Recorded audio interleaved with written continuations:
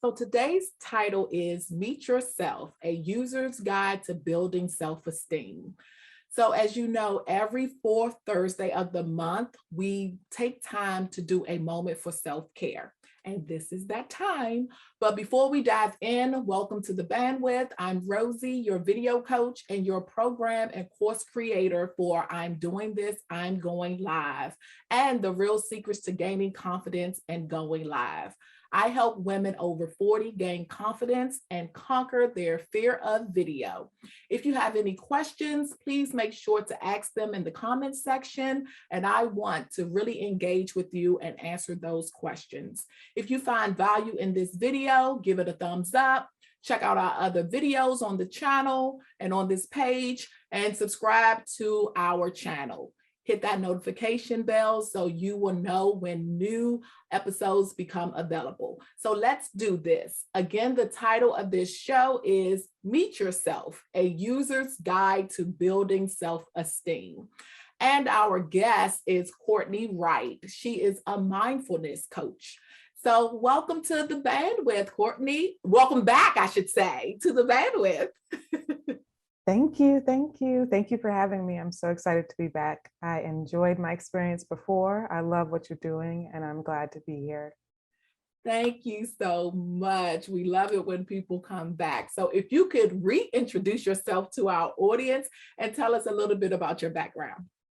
Yeah, so my name is Courtney Wright, as Rosie shared. I am a mindfulness coach, but I'm also a wellness practitioner. I operate with different energy tools like yoga, Reiki, in order to be my best self and assist others in becoming their best self. I am the owner of Blissfully Wellness, and with my business, I focus a lot on coaching, incorporating wellness into our lives, and then supporting moms and couples as they're bringing new life as a doula. And I just am all things wellness and people being able to live their best lives, living in alignment with their highest selves, and just getting all the joy that they deserve, because there's a lot of things out here that try to stop us from it. So. Yes, that is so true. So let's just dive in. Why is self-esteem important, and why is it helpful for my well-being? Well, I think the self-esteem is like our bedrock to how we show up in the world, and how we show up in the world allows for us to connect with other people, but more especially be able to experience the world in a positive manner. So if we have a positive self-esteem, we're going to engage with people in a way that is probably more positive, more uplifting, more energetic and joyful, as opposed to if we are lacking in self-esteem, we're probably going to be engaging in a way that is aligned with that, which could be negative or distant or disconnected. So having good self-esteem or investing in self-esteem is essential for just being able to exist in the world in which we live in. Yeah, and it's some people, will keep continuously developing that throughout their life, would you say?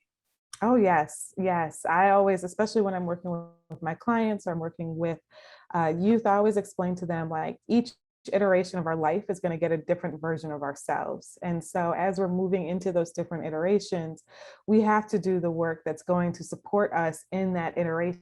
It's kind of like this ladder. So like we start at rung one when we're younger, and then as we move up the ladder, we have to build more strength. We have to be more strategic to ensure that we don't fall off that ladder. The higher we go, the better plan that we have for moving up is going to keep us there and keep us safe. So I'm definitely a firm believer that we never stop learning about ourselves, especially because we are always engaging with different things in our lives. So as we move up, we're going to come across different challenges, and that's going to require us to know ourselves in a different way.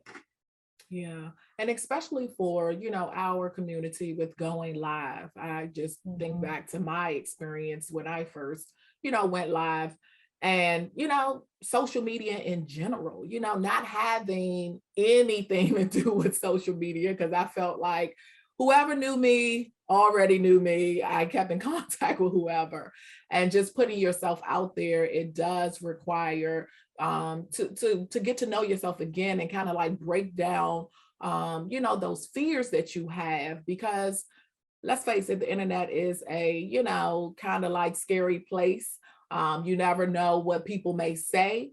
I know I've kind of had a great experience, but I've had, negative comments, towards me about just trying to help people. So it's just kind of like you said, just knowing and knowing that you have to, what am I trying to say? Um, keep, I guess, talking to yourself and, Mhm. making sure that you, encourage yourself to keep preparing yourself to move to that next level. I guess that's what I'm trying to say. Yeah. Mhm. Yeah. So Yeah. yeah. And what positive habits can I develop to improve my self-esteem?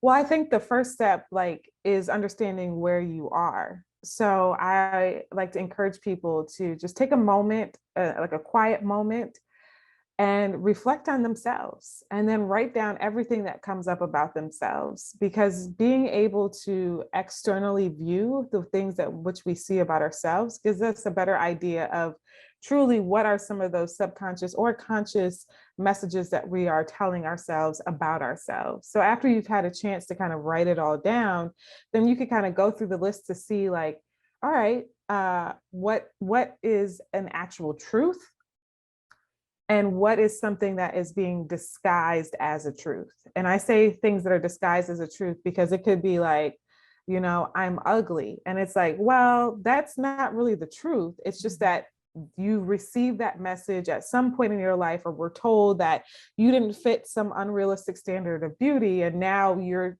seeing yourself through a lens that's not a true lens. It's through someone else's truth. And that we can't internalize someone else's truth for ourselves.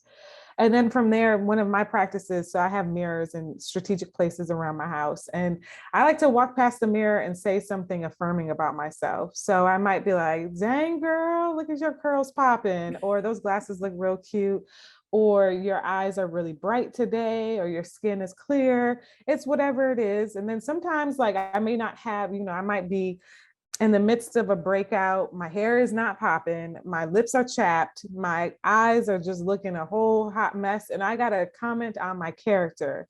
Girl, you smart. Girl, you're hardworking, and allow myself to not get caught up on just the external or physical attributes, but also celebrating the things that are within me. But I try to always affirm myself throughout the day so that I'm reminded, one, that I don't need external validation to feel good about myself, and two, there are so many things to feel good about. So it's like, I don't have to say the same thing over again. And sometimes when I first started the practice, it would be the same, like three things. Your hair looks nice, your skin is looking clear, your smile's looking good. And then it was like, okay, well, challenge yourself to add to that list. And so I just continue to do that. I think the other thing is like, so I always like to, take pictures from when I was younger, because those pictures, I think, there's like a childlike innocence, but energy that comes out when we were younger, where we were bold and confident and fierce. And looking at those pictures, it always takes me to a time where I didn't really care what anybody thought about me. Like, I just showed up in my true essence. I didn't have no teeth. I barely had hair to fit in a bow. Like, but I was out here doing my thing, not even worried about people. And so having those reminders of a time where I did feel confident. And then it's kind of like being able to give yourself that pep talk, like, girl, you still bomb, like you're still, doing a thing. And maybe the thing looks a little different from day to day, but you're doing something, and that should be celebrated as well. So I think it really is the messaging in which we say to ourselves. And then also, you had highlighted the negative comments that people stated. Mhm. And, social media it is a nasty world. And it's a place where people with their own insecurities can easily project that onto other people because they're hiding behind a keyboard. So I take the things that are said on social media with a grain of salt. I look at it, I try to look at it from an objective standpoint of like, is there something that I can learn from this? And maybe my lesson is I need to be more compassionate to those that are suffering, because I don't know what that's like at this point in my life. I'm not projecting my insecurities onto other people. I'm not tearing other people down. I'm not trying to make them feel bad. So, and then sometimes it might be like, if someone said something about how you're looking into the camera or your positioning, like that's a little gem that you could take to help improve the next experience. So again, it's like, what and how much weight are you giving to the things that people are saying about you? Yeah, no. And a couple of things, because you brought up some great points there. The first one, I'm so happy that you said, if you don't have anything positive to say, just start off with the same three, because some people are stuck, they can't think, or they may not feel that they're, attractive, or may not be doing a good job in whatever they're trying to do that they're passionate about. So I'm glad that you tackled that, because like you said, you may have to challenge yourself to expand and pick something else, because it's a new day, you've tried a new task. So I really like that you have that you stated that.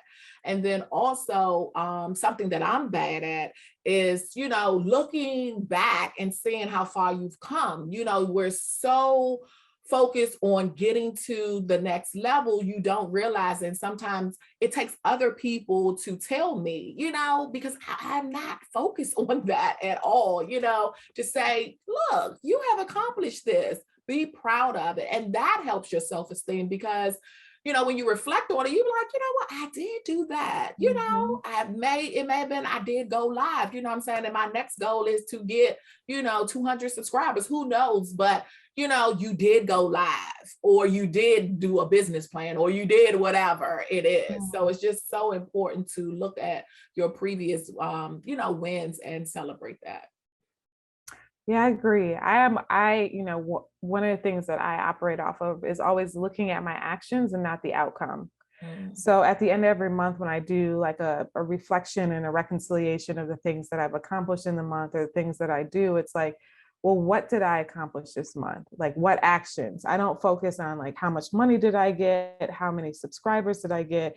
It's like, just being able to show up is a task in itself. So the mere fact that I showed up, that is what I'm celebrating. I don't care what happened after I showed up. I did the hardest thing, which is showing up. So, I encourage people to do that as well, is to look at their actions rather than their outcomes, because when you start focusing on the actions, it encourages you to do it more, which then produces the outcomes that you're really seeking. I so agree with you. I couldn't have said it better myself. I so agree. Now, how important is it to surround yourself with people that encourage you, your tribe? Ooh, I am so my tribe of people, shout out to my tribe because I love y'all. They're the people that are going to see you, they're going to uplift you, but they're going to keep it real with you. So I don't like to surround myself with people who are afraid to be like, Courtney, what you said hurt me, or what you did was not the best thing that you could have done, or you could have done it better, or Courtney, are you really living up to your potential? You want those people that are not afraid to see you shine, and they're willing to call you out when you're not shining as brightly as you could.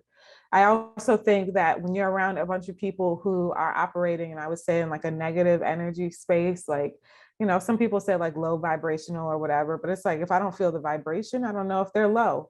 Yeah. The way that you could tell if they're low is everything is a woe is me. They always got some dramatic thing happening, or, they can't find anything. There's no silver lining. And I get it. Things do happen in life. So life is not without challenges that need to be spoke about and explored. But it's like, if everything you're saying is something that's negative, what's going to happen is going to prevent you from being able to operate in a positive space. So it's like, I can't show my happiness because this person's not happy. And I don't want them to feel bad because they're not happy. So I'm going to limit myself. Nah, you got to move past that fact. If people around you don't want to see you happy and you feel like you have to limit that because of the people around you, then you need to find a new tribe. And I think that, a lot of times people hold on to relationships out of obligation or history or longevity or whatever it is. And I always say, like, again, it's that each iteration of your life, you're going to connect with different people because you're continuously growing. And so as you grow, the people that you're meant to connect with will show up. You just have to create the space for it. I've been blessed to have friends in my life that I've known since childhood, but there's a lot of people who didn't get to see, certain iterations of me because we just weren't in the same space. They were still in one iteration and I had moved on to the next. And in the last year, I have been coining the idea for myself, normalize non-traumatic endings. Like, it doesn't have to be this blow up or this horrible ending. It could just simply be, we're in two different places. I wish you well, and perhaps we may meet up again in the future. But right now, this is not where I'm at. And I need to be surrounded with the people that are going to nourish my soul in a way that allows for me to get to my next iteration of myself. Yes, yes, yes. You are so right. The right people in your life can either, help you move to the next level or pull you down. And I Mhm. just cannot, I agree with everything you said, because you do have to shed some people. And then some people, are with you for, could be a lifetime. Like you said, I keep my circle small. And you're right, you can't be surrounded by yes people. You need people that you really value their opinion. And I probably only have like 3 people that I do that, because a lot of people can't get in, my head about things, or like you said, stuff off of social media or anything, or if just giving feedback. I don't give that to everybody. And that's important, because when they tell me something, I definitely reflect on it and see what nuggets that I can, get out of it. And then, try to make myself better. So I cannot agree with you more about that. In regards to painful experiences and events, how can you transform those into positive lessons? I'm a big fan of, like, how you frame it is how you experience it. And so an example that I could provide: when my mom was ill, she had cancer and she passed away. I was present with her at the time of her death. And most people were like, I would fall apart. Oh my God, it's the end of the world. And I was like, the way I framed it was, I felt blessed that she trusted me enough to be secure and feel safe enough to do that very vulnerable thing in front of me. It doesn't mean that it wasn't painful, but if I sat there and was like, my whole life is over because of what I just saw, what I just experienced, I wouldn't have been able to move through my grieving process in a healthy manner. And so I'm really a big fan about how we frame things. Painful experiences bring out the lessons that bring us to the blessings that we're seeking. And so if we, I've had a lot of things happen in my life that weren't, you got breakups, you got bad jobs, you got, just living situations that are not ideal. And it's like, okay, this could be something that I allow to break me, or I could take what I need from this situation and use it to propel me forward. Knowing that I'm going to be able to use those lessons in that space of success for myself. So I lean a lot on the things that I've learned through previous painful experiences to help me move through challenging situations. I always say, like, I've seen worse and this ain't it, so I'm going to make it through. If anything, like that, it just serves as a reminder that where I am, if it is a challenging period, it's not the end. And I know that I will make it through it because I've been through bigger challenges in the past and made it through. Yeah. And sometimes it's hard to kind of like see yourself through that situation when you're in the midst of it, you just have to keep telling yourself, I can do it, I can do it, and then Mhm. you will see the light at the end of the tunnel, because so often when you're in it, it's just so hard to, see yourself out of it. But like you said, you have been through, things in the past, and you will definitely get through whatever that is as well. And I think that's why it's important that you're mindful of the people that you have around you. Like I'm an advocate for mental health. And so, don't be ashamed to get a therapist. I always say like some things you could keep sacred to yourself. So it's like why we feel the need to broadcast when we're seeking out medical support. I don't understand. You ain't got to tell nobody that you got a therapist. It's between you and your therapist. And people might notice a change, but you still, again, keep that sacred to yourself if it's not something that you feel comfortable exposing. But don't limit yourself from being able to get that type of support. If you have to get a coach who's going to help you, again, you don't need to broadcast these things to people, because you have to go back to, are you seeking validation or verification that you're doing the right thing? And really, you should be seeking that within yourself. So you know what you need. If you need a therapist, get you a therapist. You ain't got to tell nobody. If you want a coach, get you a coach. You don't have to tell anybody. If you have a friend that you know you can lean on, you don't have to tell people that you're leaning on that friend for the emotional support that you need. And it could be emotional, it could be mental, it could be physical, it could be financial support that you need during a hard time. Like, we have to normalize not being afraid to ask for help when we need it, but also know that we don't have to broadcast when we do ask for help. Like, there's a lot of people that have helped me behind the scenes that I don't shine light on, because it's nobody's business but me and that individual that are engaged in this act. Yeah. No, and I agree with that. But the other part is, some people just overshare in general. I just, Mm-hmm. they share everything on social media and they overshare. But I do think that when someone shares that, is of influence to maybe Mm-hmm. their community, because especially in the Black women, some people Mm-hmm. still think it's taboo to get help. It's just like the weight of a Black woman on everything. We should be able to handle everything. And I just think sometimes for those that don't overshare, just to see, the transparency, Mm-hmm. to let people know that, yeah, I did seek out, a therapist because I was going through this. And then, that may help somebody else to say, oh, okay, Mm-hmm. well, if she did it, maybe I can. But yeah, that's the only thing about that. A lot of people just, like I said, overshare, but I think it could Mm-hmm. definitely help people if the certain people say that Mm-hmm. they have, experienced a therapist and it was a positive experience. And, if you're going through something, you should seek one out as well. Mm-hmm. I gotta encourage folks, like, get the help that you need, but don't feel like you have to tell people why you're getting that help. Yeah. And then as far as boundaries, what do you think about that? How do we set healthy ones and stick to them? Ooh, ooh, yeah, no. I love some good boundaries, because I didn't have boundaries before. I was like a people pleaser in recovery, and wanted to do everything to help everybody. I'm just a natural helper. Like, I want to see people succeed. And so if there's something that I could do, I'm going to do it in order to help them. But then the balance, or the other side of that, was like I was burning myself out. I was feeling neglected when I wasn't getting it reciprocated. And so I was like, okay, well, I'm going to have to put these better boundaries in place so that I'm not feeling these negative feelings, because I don't want to operate in that space. So I'm definitely a fan of putting boundaries in place. I one of the biggest things that I worked on at first was being able to say no without an explanation, because I would tell people no, but then I would have to explain to them why I'm saying no so they didn't feel bad. And I was like, no. And I like to do it as my nice no. So if someone says like, can you do this? No, I'm not available at this time, but here are some other options for you. And so it's always adding the other options that worked for my schedule, so that I didn't feel like I was putting myself, or I was inconveniencing myself in order to support somebody else.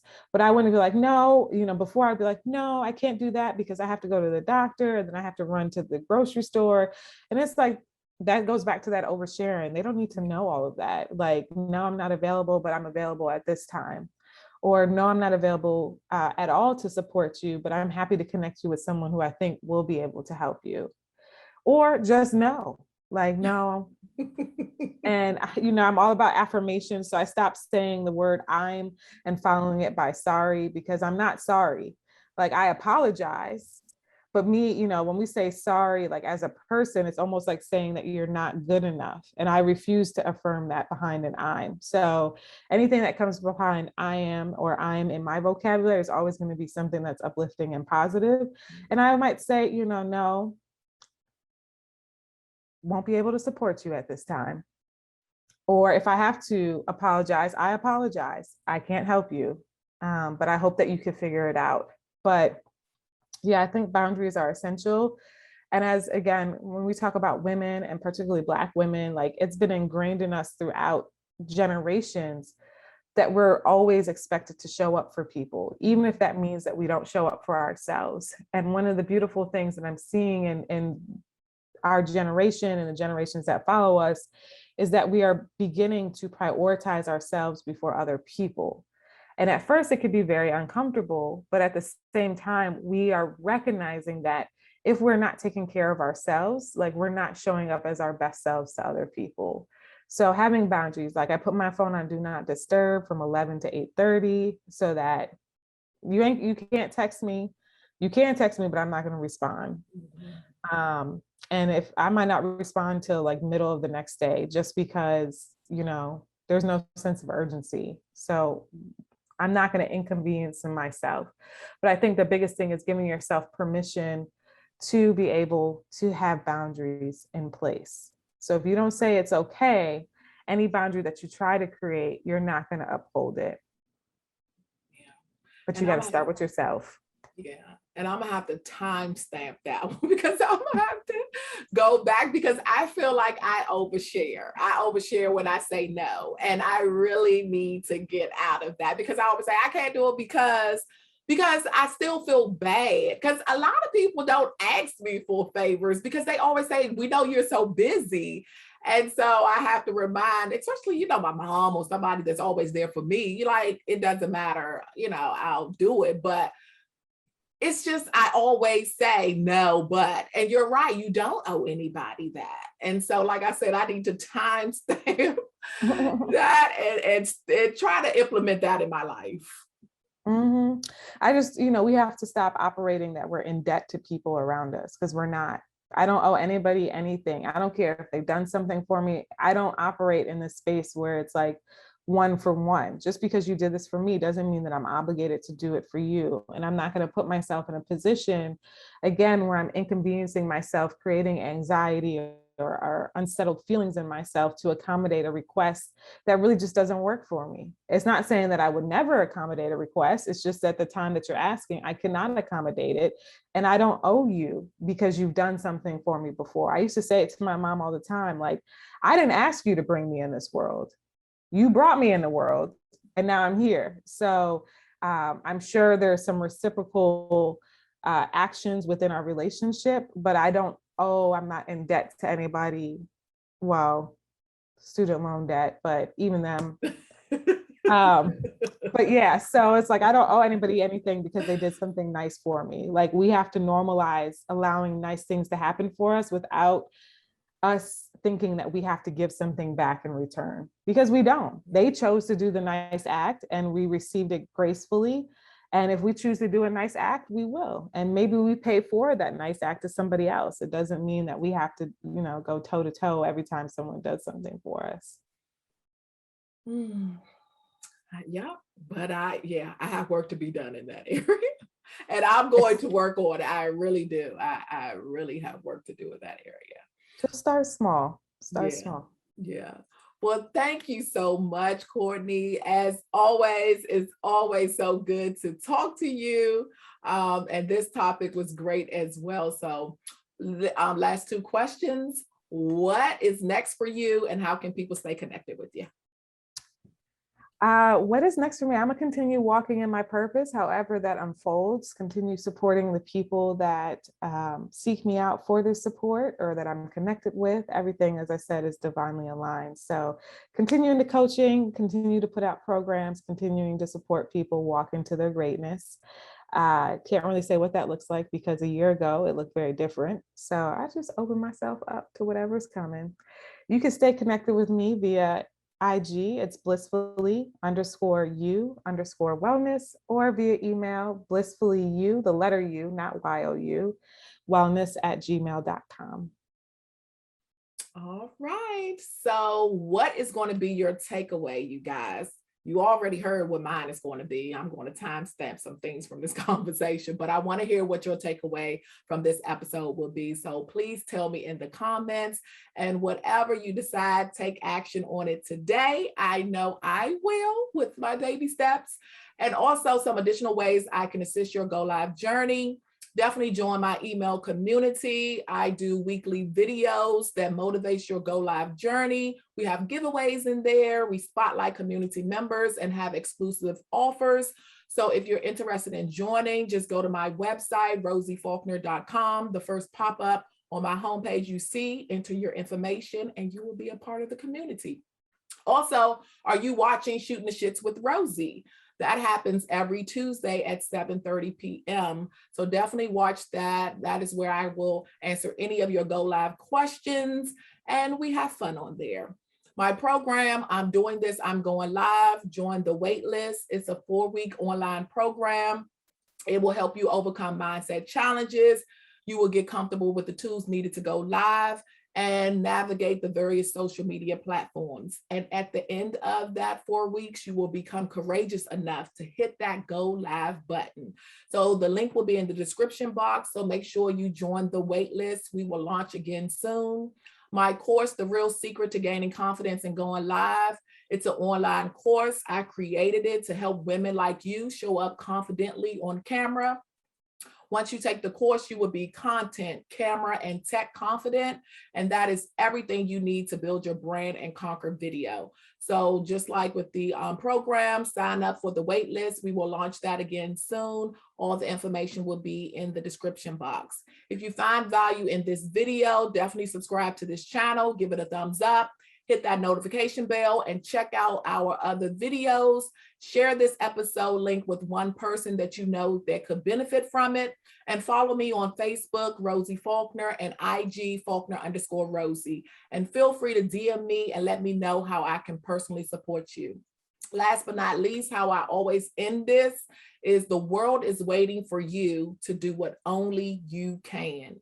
Your voice needs to be heard because it matters to someone. So let's turn on the camera, turn up the confidence, and tell your story. Until next time.